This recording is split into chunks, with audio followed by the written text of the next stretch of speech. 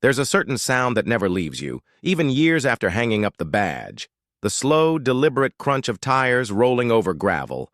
It takes me back to long patrol shifts, the sting of stale coffee in a dented travel mug, and the steady weight of a badge tugging at my chest. So when I heard that sound drift across my driveway that afternoon, even deep into retirement, every instinct I had came alive. 2 patrol cars eased up the path, their presence confirming what I already knew in my gut. I didn't have to wonder who had called them. There was my 16-year-old daughter Emma standing stiff in the driveway like she'd been frozen mid-step. Her basketball still tapped lazily across the concrete, bouncing away from her feet. Just behind our hedges, trimmed to perfection, stood Karen Whitfield, arms crossed, chin angled high, wearing a smug expression that could curdle milk. But the grin didn't last. It slid right off her face the moment Officer Martinez stepped out, spotted Emma, and gave a friendly wave. He reached for his radio, and I nearly laughed when those words came sharp and clear over the airwaves. False. Alarm.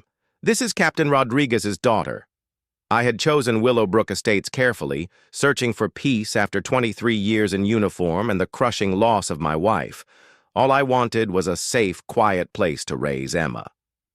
The gated community, with its winding streets lined with maples and spotless lawns, had seemed perfect. For 3 years, we lived without incident in our corner house at the end of Maple Court, following every bylaw, every HOA rule, every small print regulation. Then Karen Whitfield won the HOA presidency, and suddenly, our peace shattered.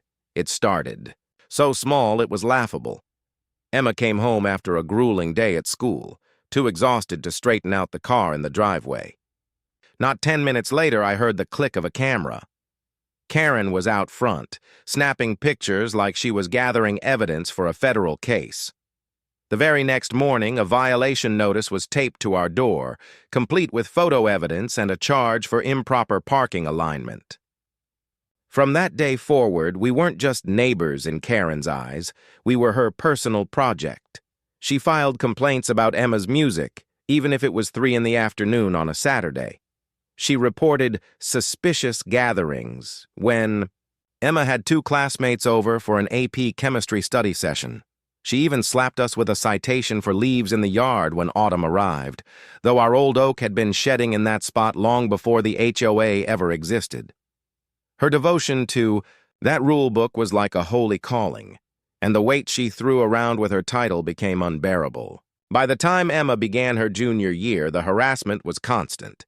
Karen even managed to sync her morning walks with our schedule, hovering near the driveway just as Emma was leaving for school. One morning, my daughter, ever polite, offered her a cheerful, "Good morning?" In return, Karen scolded her about respecting one's elders and demanded she address her as President Whitfield. Things boiled over one Tuesday in October. I had been pulling a double to cover for Lieutenant Chen, who was home with his newborn. Emma got out of school early and set up in the driveway, shooting baskets with her portable speaker playing some harmless pop tunes. The volume was low, just enough to keep her company. It wasn't noise. It was just life. But Karen saw her opening. At 4:17 p.m., the 911 call went out. Later, I'd listened to the recording myself. Karen's voice oozed fake concern as she claimed there was a juvenile disturbance at our address. Possibly drugs involved, suspicious activity, and a threat to neighborhood safety. Protocol required a response. 2 squad cars rolled in. What Karen hadn't counted on was that every officer at that precinct knew Emma. She'd grown up among us, coloring in the break room, handing out cookies at holiday drives, volunteering for community projects.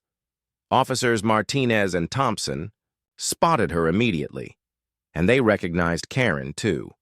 After all, she had already racked up 6 false reports in the past month alone. Packages she called suspicious turned out to be Amazon deliveries.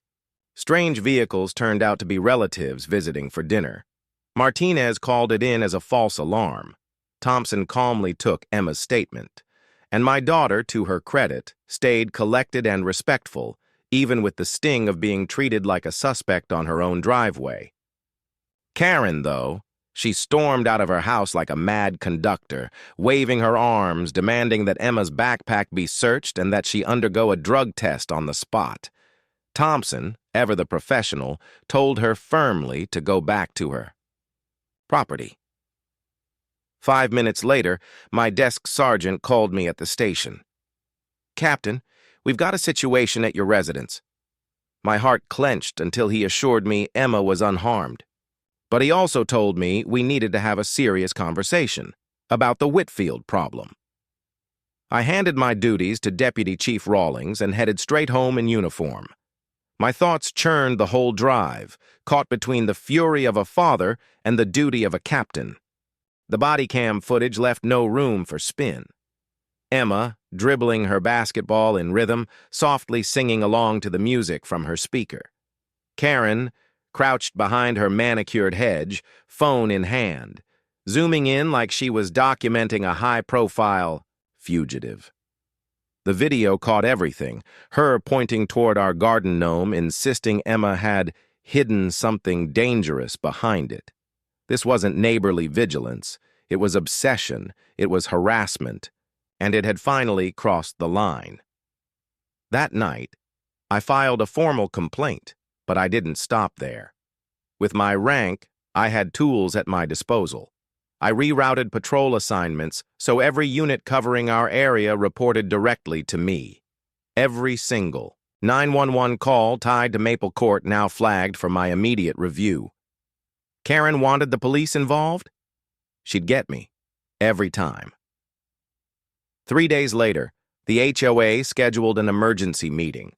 They thought it was going to be a small-scale mediation between bickering neighbors. Karen walked in early, head high, hair styled to perfection, her designer briefcase bulging with emails, photos, and neatly tabbed paperwork. She expected to play prosecutor, to put Emma and me on trial in front of our neighbors. What she actually found was very different. The full HOA board sat waiting. 2 uniformed officers stood in the corner. A representative from the district attorney's office had a folder of her own. And at the center table, I sat, a thick case file spread open in front of me. Richard Hoffman, the newly appointed HOA president, looked uneasy but steady. "Mrs. Whitfield," he began, "we have some serious concerns. I laid it all out. 16 false 911 calls in the span of 3 months, harassment of a minor, abuse of emergency services." The ADA rep spelled out the consequences in no uncertain terms. Every false report was a misdemeanor, punishable by fines up to $1,000 per call, plus the possibility of jail time. Karen's face drained of color.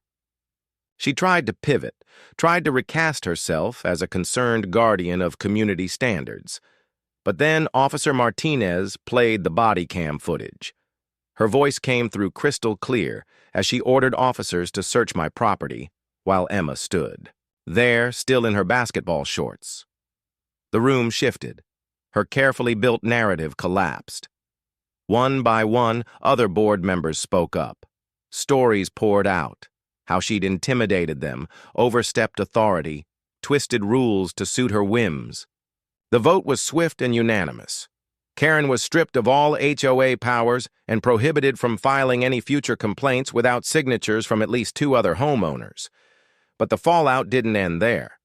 The DA's office issued $16,000 in fines for her false reports and mandated she complete the Citizens Police Academy program as restitution.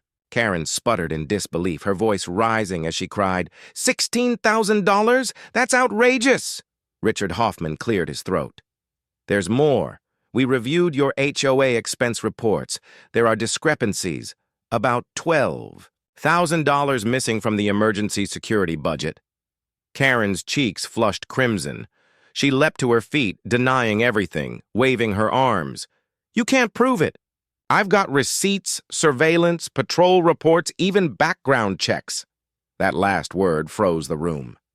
"Background checks?" I asked quietly.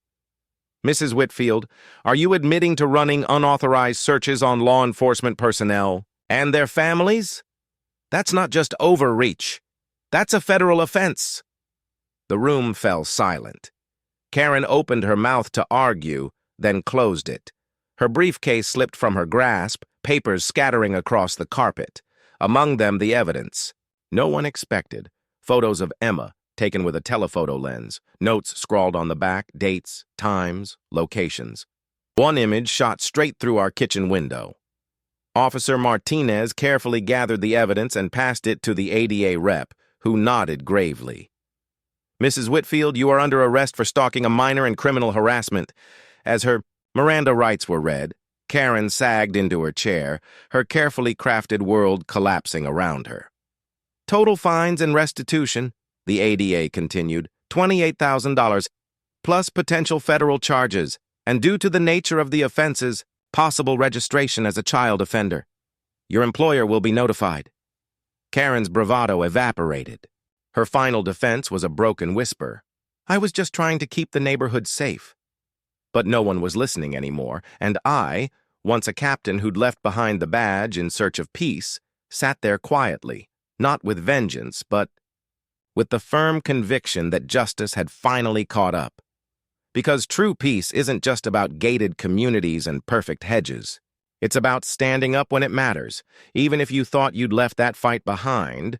So if you've ever had a run-in with a nosy neighbor, or just believe in seeing justice done, hit that like button.